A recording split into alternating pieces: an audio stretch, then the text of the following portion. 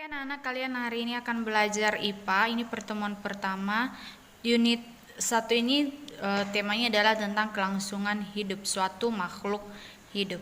Nah, hal yang akan kalian capai ke depannya untuk IPA yaitu kalian akan membandingkan cara perkembangbiakan tumbuhan dan hewan, kemudian menyajikan suatu karya tentang perkembangbiakan tumbuhan. Nah, perkembangbiakan yang akan kita pelajari yaitu perkembangbiakan generatif pada tumbuhan. Nah, kemudian perlu kita ketahui bahwa Allah menciptakan makhluk hidup dengan kemampuan beradaptasi dan bereproduksi untuk kelangsungan hidup. Nah, setiap makhluk hidup memiliki kemampuan beradaptasi dan bereproduksi yang berbeda. Nah, dari sini nanti akan timbul suatu pertanyaan, yaitu mengapa Allah menciptakan makhluk hidup dengan kemampuan beradaptasi dan bereproduksi yang berbeda? Kenapa nggak sama semua? Nah, kemudian bagaimana makhluk hidup beradaptasi dan berkembang biak? Semuanya nanti akan kita bahas ya. Dan jawabannya akan kamu temukan pada saat kamu selesai pembelajaran unit ini. Tumbuhan. Nah, tumbuhan memiliki banyak manfaat bagi hewan dan manusia. Nah, bagi manusia, tumbuhan berfungsi sebagai sumber energi. Nah, tumbuhan bisa dimakan ya.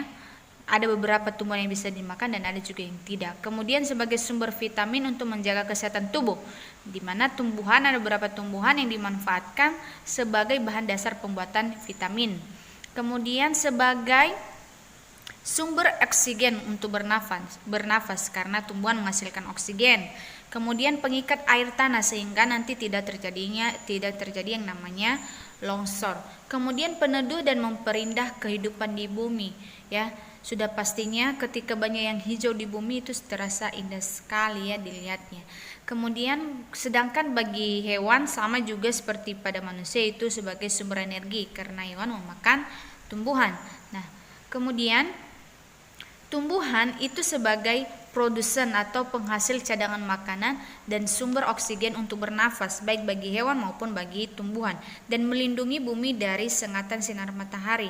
Kalau tidak ada pohon, apa yang akan terjadi atau tidak, bagaimana apakah yang terjadi jika tidak ada tumbuhan? Yang akan terjadi adalah manusia dan hewan tidak memiliki sumber makanan, tidak memiliki sumber energi, dan bumi akan kelihatan gersang sehingga kehidupan akan berakhir ya. Kemudian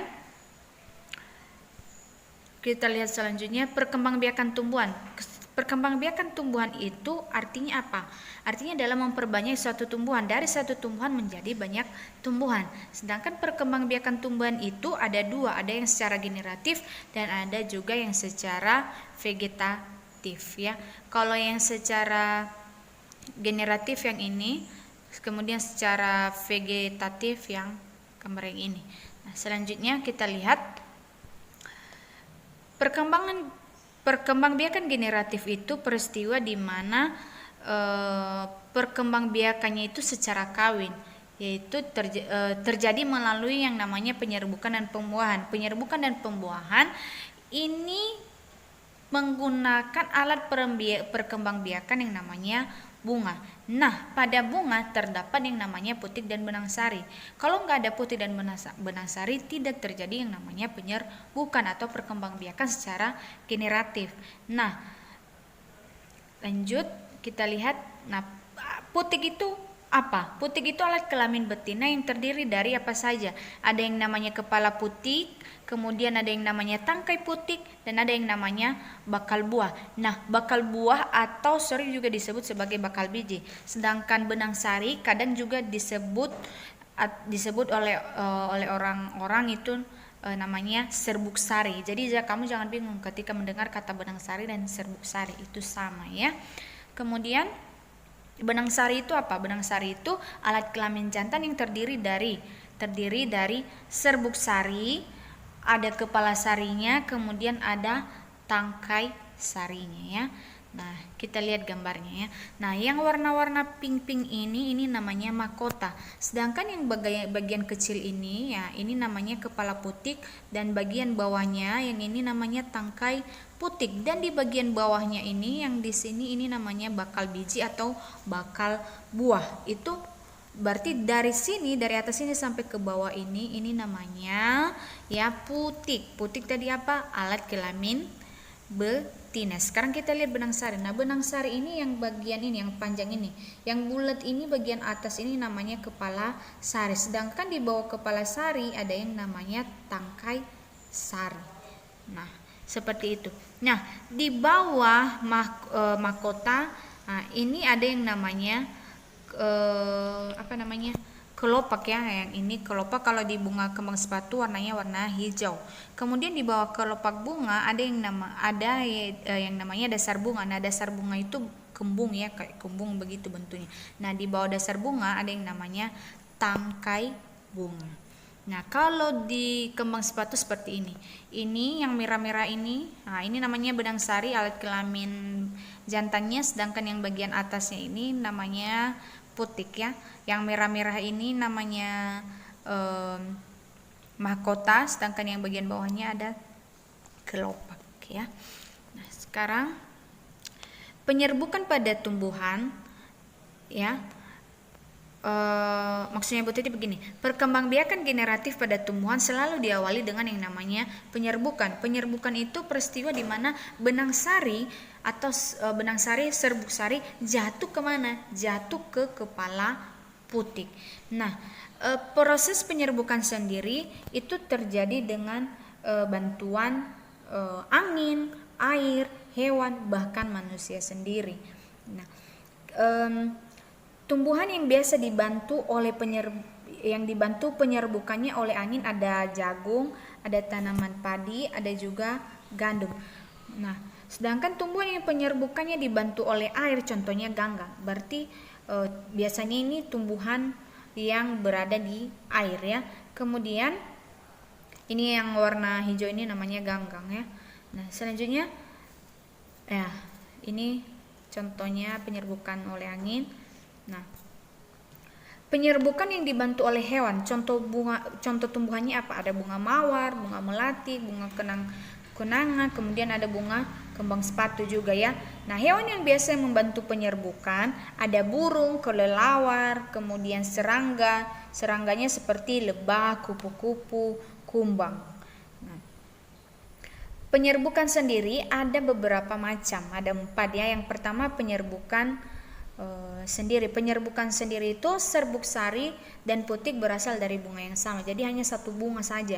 Nah, kemudian penyerbukan tetangga, serbuk sari terbang ke bunga yang berbeda tetapi masih dalam satu pohon. Jadi ada satu pohon, kemudian ada 2 bunga. Nah, ketiga penyerbukan silang. Penyerbukan silang, serbuk sari hinggap ke putik bunga lain di pohon yang lain tapi masih sejenis. Berarti ada 2 pohon tapi bunganya sama.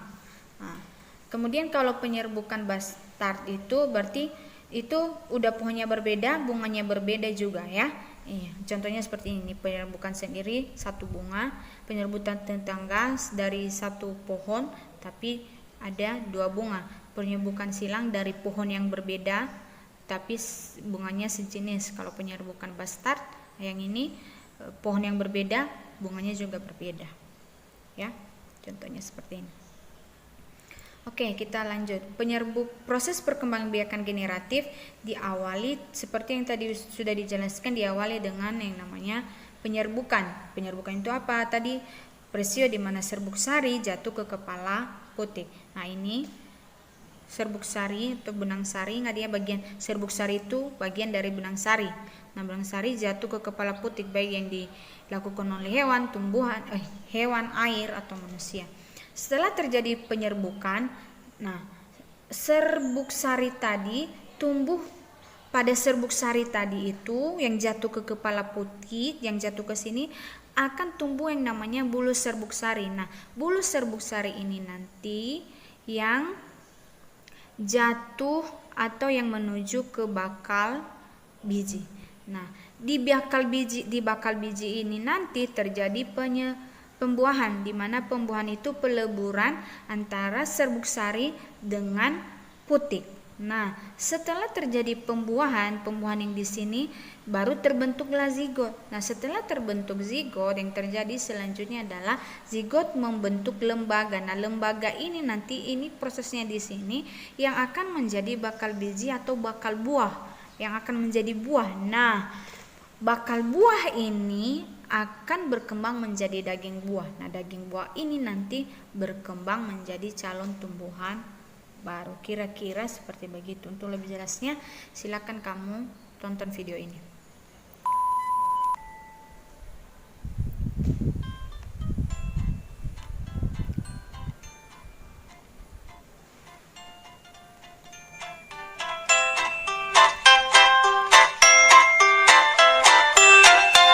Halo teman-teman, kali ini kita akan mempelajari proses penyerbukan pada tumbuhan generatif.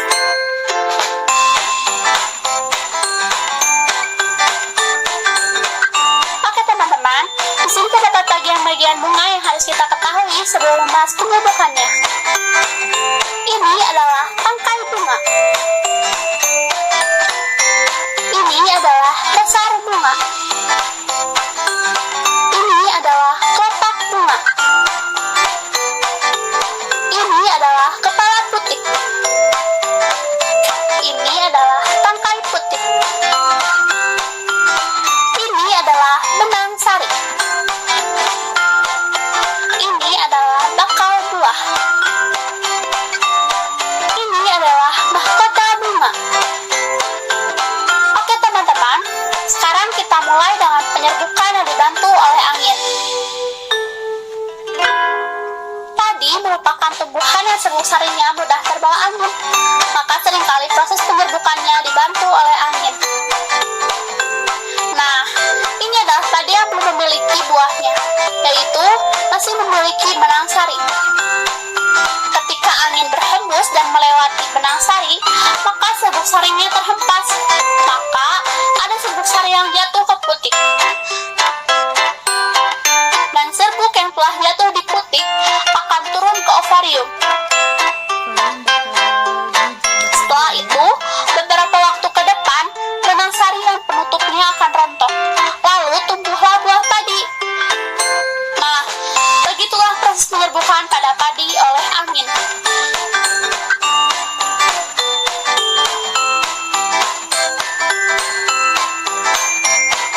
Penyerbukan bunga oleh hewan.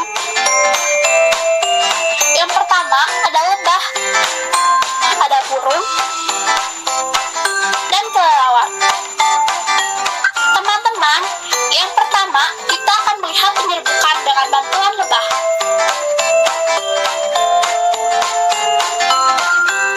Bunga sepatu adalah salah satu bunga yang seringkali dikunjungi lebah. Lebah akan datang dan menghisap nektar bunga, sementara kakinya menginjak serbuk yang ada pada benang sari.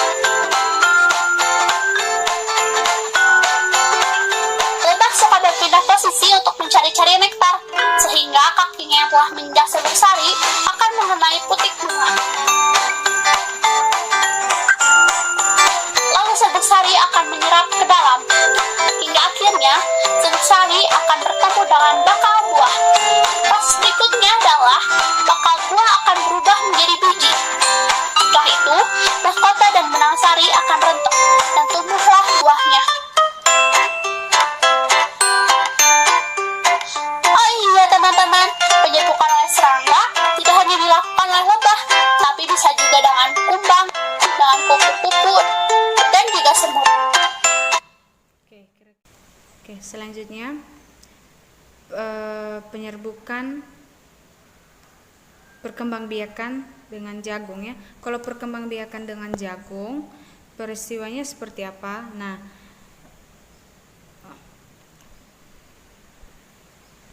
jagung itu memiliki bunga yang namanya bunga tidak sempurna ya, dimana jagung benang sari dan putiknya pisah ya.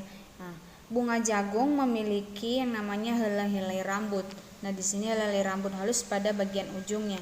Nah, kemudian pada helai rambut ini ada tepung sari ya, tepung sari atau serbuk sari. Nah, ketika terjadi penyerbukan di mana penyerbukannya terjadi oleh angin, maka benang sari yang ada di sini akan jatuh ke kepala putik yang di sini. Nah, setelah itu terjadi nanti peleburan ya, peleburan atau pembuahan. Nah, pembuahan ini nanti yang akan membentuk lembaga atau bakal buah. Nah, bakal buah itu nanti yang menjadi buah jagung ya. Kemudian kita lihat apa sih manfaat perkembangbiakan generatif ini. Nah, manfaatnya yang pertama adalah mempunyai akar yang kuat, kemudian penyebarannya lebih luas, kemudian menghasilkan tanaman baru yang bervariasi, kemudian memiliki kemampuan adaptasi yang tinggi. Adaptasi itu berarti penyesuaian ya, penyesuaian diri dengan lingkungannya. Nah, tugasmu sekarang adalah yang pertama, jawab pertanyaan nomor 1 sampai 4 ya, nomor 1 sampai 4. Kemudian yang nomor 5, amati lingkungan yang di sekitarmu. Temukan satu jenis tumbuhan yang sedang berbunga. Lihat satu tumbuhan saja yang sedang berbunga. Gambarkan bagian-bagian bunganya. Setelah kamu gambar di sini, gambar bagian bunganya. Kemudian bagaimana cara penyerbukannya? Apakah melalui penyerbukan dulu atau yang seperti apa ya? Oke, minggu depan kalian akan bahas tentang perkembangbiakan vegetatif. Selamat belajar anak-anak, dan jika tidak mengerti, ada yang kurang mengerti, silakan chat Bu Tuti ya. Terima kasih, Tuhan memberkati.